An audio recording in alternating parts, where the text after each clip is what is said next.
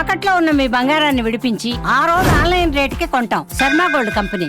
నమస్కారం, welcome to Suman TV. నేను గీతాంజలి. జనవరి 5వ తారీఖు ఆదివారం స్కంద షష్ఠి.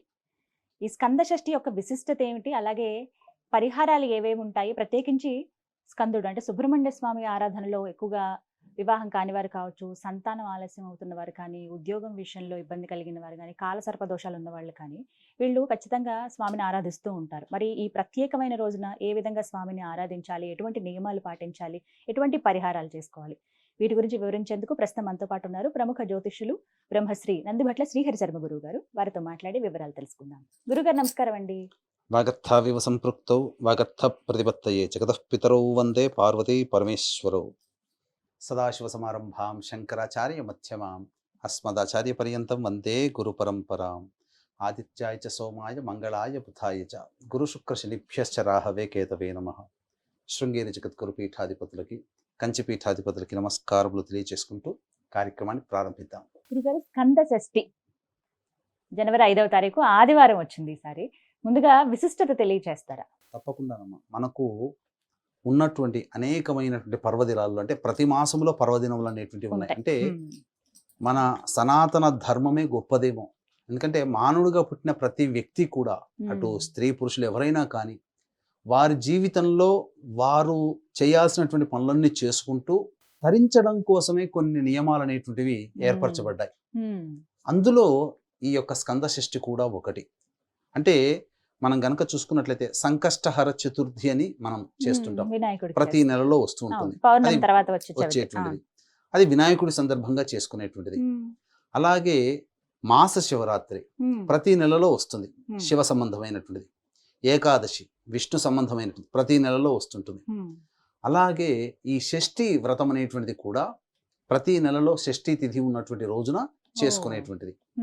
అందున ఈ యొక్క షష్ఠి వృత్తాంతం గనక మనం చూసుకున్నట్లయితే, ఒక క్లుప్తంగా మనం తెలియచేసుకోదలిస్తే, తారకాసురుని సంహార నిమిత్తమై జన్మించిన వాడు కృత్తికుడు, అనగా సుబ్రహ్మణ్య స్వామి. ఈ సుబ్రహ్మణ్య స్వామి తారకాసురునితో సంహరించబడినంత మాత్రమున రాక్షస సంహారం జరగలే. అతని సోదరులు శూరపద్ముడు వీళ్ళందరూ కూడాను దేవతల్ని బంధించి పీడింపసాగారు. ఆ యొక్క శూరపద్ముడిని కూడాను సంహరించినటువంటి కార్తికేయుని యొక్క విధానముగా ఈ యొక్క స్కంద షష్ఠి అనేటువంటిది మనం వ్రతం అనేటువంటిది ఆచరిస్తూ ఉన్నాం. కుమార షష్ఠి అంటారు, స్కంద షష్ఠి అని అంటారు. ప్రత్యేకించి అనేక రకాలైనటువంటి సమస్యల నివారణకి ఈ యొక్క సుబ్రహ్మణ్య స్వామి ప్రధానంగా ఆరాధనాభూతమై ఉన్నాడు. అంటే పరిహారంలో అనేటువంటివి చేసుకోవాలి. మనం గనక చూసుకున్నట్లయితే జ్ఞానానికి ప్రతీక, జ్ఞానం ఇచ్చేవాడు సుబ్రహ్మణ్య స్వామి.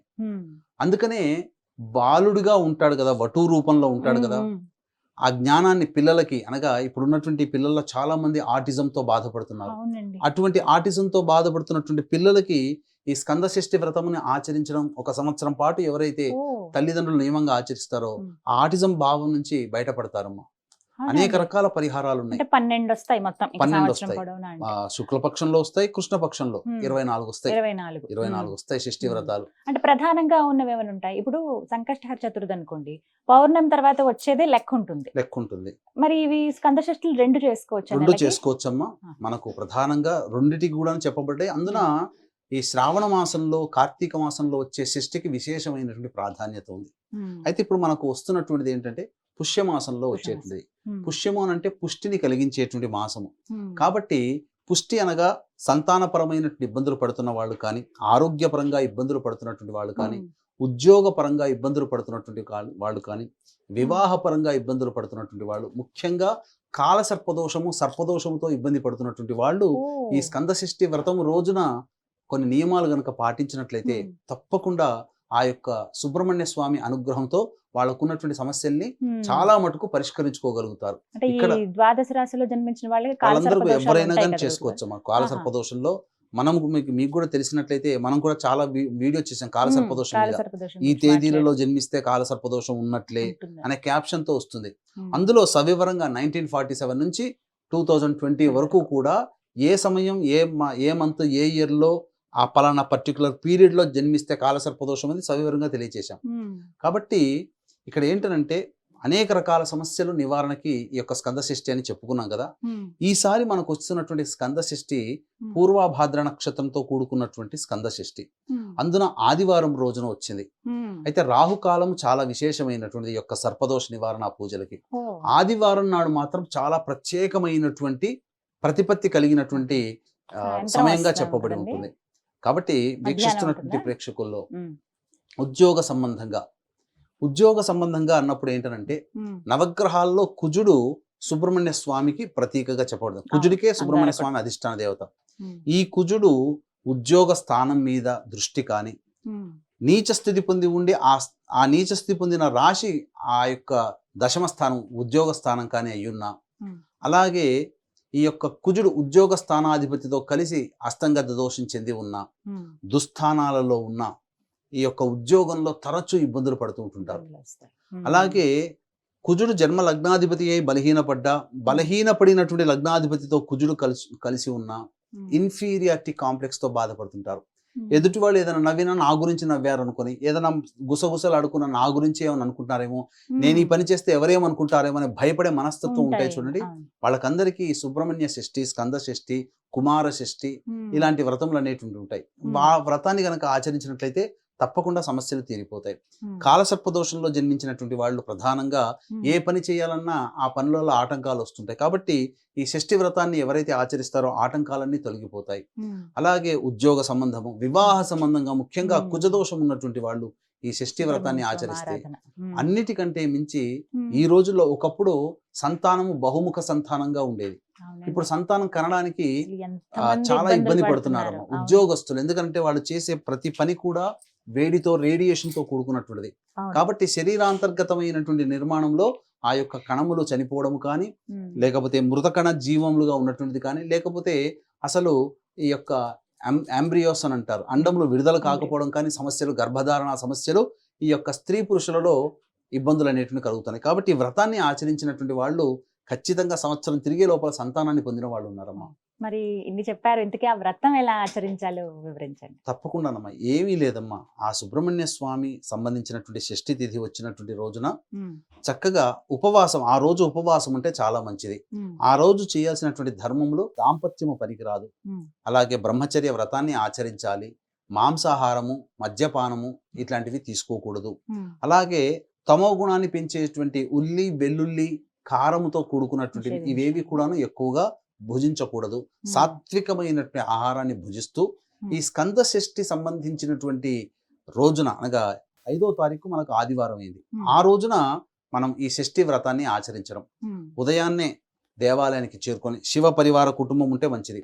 అంటే కొన్ని పురాణాల్లో మనకేం చెప్పబడి ఉందంటే, కుమారస్వామిని తండ్రితో సహా ఆరాధిస్తే ఉత్తమ ఫలితాలు కలుగుతాయని, అమ్మవారితో సహా ఆరాధించిన ఉత్తమ ఫలితాలు కలుగుతాయని దేవి భాగవతంలో, అలాగే శివ పురాణంలో ఈశ్వరునితో కలిసి, అలాగే గణేష పురాణంలో గణేశునితో కలిసినటువంటి ఆరాధన చెప్పబడింది.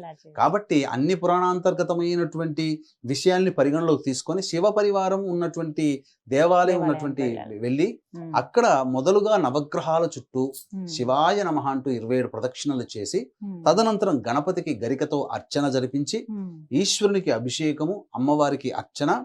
ఇక్కడ ఈ సంబంధించినటువంటి సమస్యలతో బాధపడుతున్నటువంటి వాళ్ళు, ఉద్యోగ సమస్యలతో బాధపడుతున్నటువంటి వాళ్ళు చెరుకు రసంతో సుబ్రహ్మణ్య స్వామికి అభిషేకం చేయడం.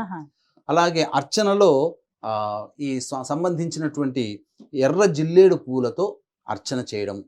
ఇక తర్వాత ఈ సంబంధించినటువంటి అనారోగ్య సమస్యలతో ఇబ్బందులు పడుతూ ఉంటుంటారు వాళ్ళు విభూతితో లేదా విభూతి కలిపిన నీటితో ఆ సుబ్రహ్మణ్య స్వామికి అభిషేకం జరిపించడం, ఈ విధంగా చేయాలి.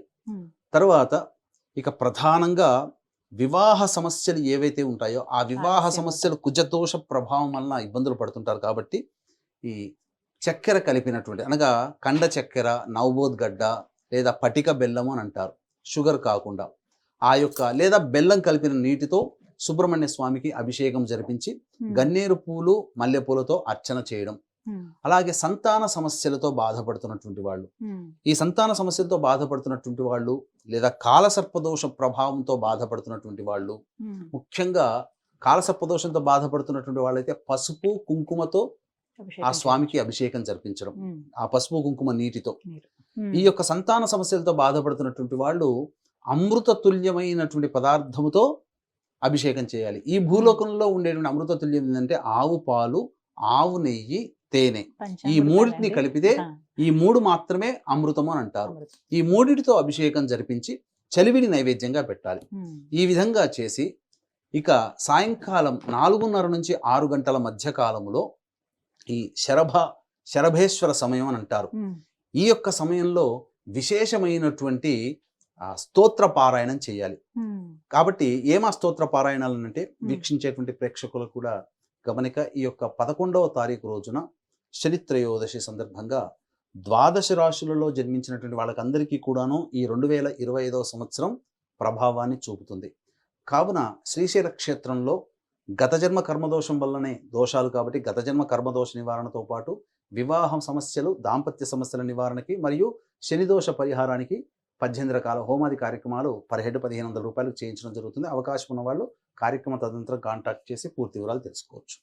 ఇక గమనించుకున్నట్లయితే ఈ 4:30 నుంచి 6 గంటల మధ్య కాలము శరభేశ్వర సమయంగా చెప్పబడి ఉంది. ఉమ్, ఇది చాలా ప్రశస్తమైనటువంటిది, ప్రభావవంతమైనటువంటి సమయం. ఓ, కావున కాలసర్పదోషంతో బాధపడేటువంటి వాళ్ళు దుర్గా కవచము, ఉమ్, గణపతి అష్టోత్తరము, మానసాదేవి స్తోత్రము, అలాగే సుబ్రహ్మణ్య భుజంగ స్తోత్రము, శివ స్తోత్రము, ఈ 5 కూడాను వీలైనన్ని సార్లు పారాయణం చేయాలి. ఉమ్, లేదు కాలభైరవాష్టకం చాలా ప్రాశస్తమైనది. కాలభైరవాష్టకాన్ని వీలైనన్ని సార్లు పారాయణం చేసి 18 నిమ్మకాయల దండ అమ్మవారికి వేయాలి. దుర్గా అమ్మవారికి కానీ గ్రామదేవతకు కానీ. ఈ విధంగా పరిహారం చేసుకున్నట్లయితే అంటే సమస్యలకి పరిష్కారం పూర్తిగా అవుతుందని కాదు. ఇక్కడ గమనించాల్సింది ఏంటంటే మనం ప్రయత్నం చేస్తున్నాం, ఆ కొద్ది ప్రయత్నంలో మనకు ఆటంకాలు వస్తాయి. ఉమ్, సంపూర్ణమైనటువంటి విధానం వేరు.